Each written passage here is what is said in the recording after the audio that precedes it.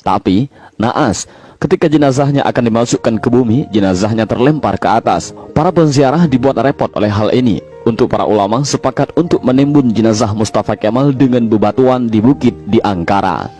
Baru setelah 15 tahun matinya Mustafa Kemal, jenazahnya kembali untuk dikubur. Tapi lagi-lagi, bumi menolak jenazah Mustafa Kemal. Hingga akhirnya, jenazah Mustafa Kemal dimasukkan ke dalam Museum Etnografi di Ankara, Turki.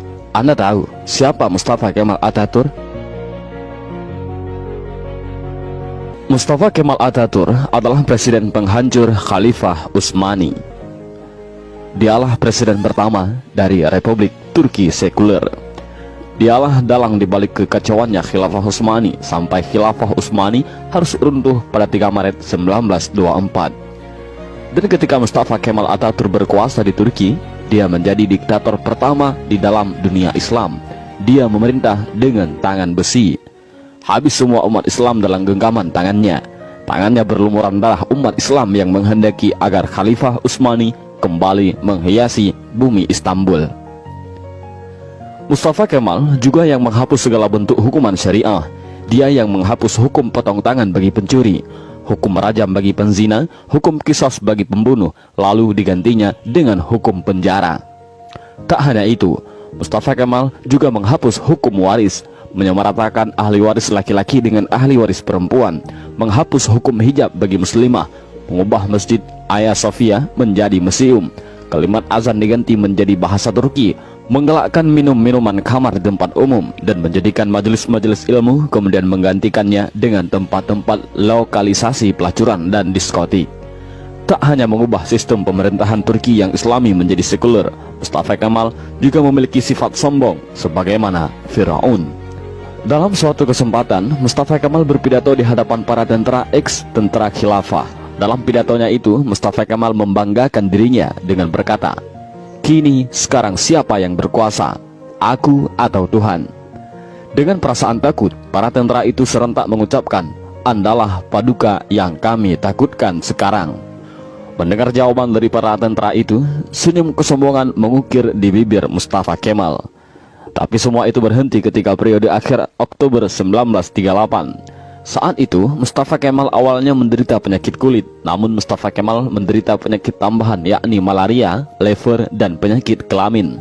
Dokter pribadinya pun memberi salep dan dioleskan di kulitnya yang luka karena garukan dari kukunya.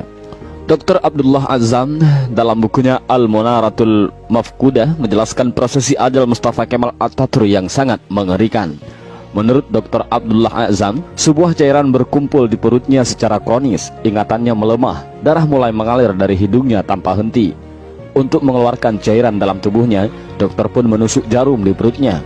Tapi hasilnya perutnya membusung dan kedua kakinya membengkak. Wajahnya pun menjadi pucat pasi dan terlihat seperti tengkorak. Mustafa Kemal yang sedang sakit menderita itu, kesehariannya dilengkupi rasa panas yang luar biasa. Bahkan, gatal-gatal dari tubuhnya semakin menjadi-jadi, hingga dia merasa tak tahan lalu menjerit sampai terdengar di seluruh istana. Para pekerja istana sangat ketakutan. Ketika Mustafa Kemal sudah menjerit karena kesakitan, badannya yang panas hingga melebihi suhu normal membuatnya tak mau masuk istana. Dia meminta dibawa ke tengah-tengah laut untuk menurunkan suhu tubuhnya, tapi suhu tubuhnya selalu naik dan malah panas. Syekh Dr. Said Husin Al-Afani dalam kitabnya Al-Jaza min Jinsil Amal mengisahkan bahwa sebenarnya Mustafa Kemal sudah mulai menderita kanker hati pada tahun 1936. Tapi anehnya para dokter yang mendiagnosa baru mengetahui Mustafa Kemal terkena kanker hati pada tahun 1938. Dan puncaknya, pada pagi hari tanggal 10 November 1938, Mustafa Kemal dinyatakan mati oleh tim dokter. Sakratul maut yang amat mengerikan bagi pengkhianat dan penghancur Khalifah Utsmani. Bahkan ketika akan proses pemakaman pun, para ulama Turki menolak untuk menyolatkan jenazah busuk Mustafa Kemal. Baru di hari ke-9, atas desakan dan permintaan dari adik perempuan Mustafa Kemal, barulah para ulama dan rakyat Turki mengkafani, menyolatkan dan menguburkan Mustafa Kemal. Tapi naas, ketika jenazahnya akan dimasukkan ke bumi, jenazahnya terlempar ke atas. Para penziarah dibuat repot oleh hal ini. Untuk para ulama sepakat untuk menimbun jenazah Mustafa Kemal dengan bebatuan di bukit di Ankara. Baru setelah 15 tahun matinya Mustafa Kemal, jenazahnya kembali untuk dikubur. Tapi lagi-lagi, bumi menolak jenazah Mustafa Kemal. Hingga akhirnya, jenazah Mustafa Kemal dimasukkan ke dalam Museum Etnografi di Ankara, Turki. Jenazahnya ditimbun dengan bebatuan marmer yang bobotnya sampai 44 ton. Dan jika Anda pergi ke Museum Etnografi di Turki untuk melihat makam Mustafa Kemal, para pemandu museum pasti akan menyemprotkan parfum yang paling wangi ke pakaian Anda. Sebab, jika Anda sudah mendekati makam Mustafa Kemal, pasti akan tercium bau yang lebih busuk dari bangkai. Pihak museum pun mengakui, jika sumber bau busuk itu bukan dari WC ataupun septic tank yang bocor, melainkan di areal makam Mustafa Kemal Atatürk. Kisah ini memberikan iktibar, seperti kata beberapa ulama, kalau kamu benci dan mencoba menjegal khilafah, maka kamu akan melawan Allah.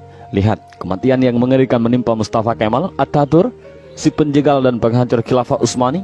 Aroma bau yang keluar dari makam Mustafa Kemal adalah cara Allah memperingatkan kepada siapa saja yang mencoba sombong dengan kekuasaannya dan melawan syariatnya, maka dia akan mendapatkan kematian yang terhina.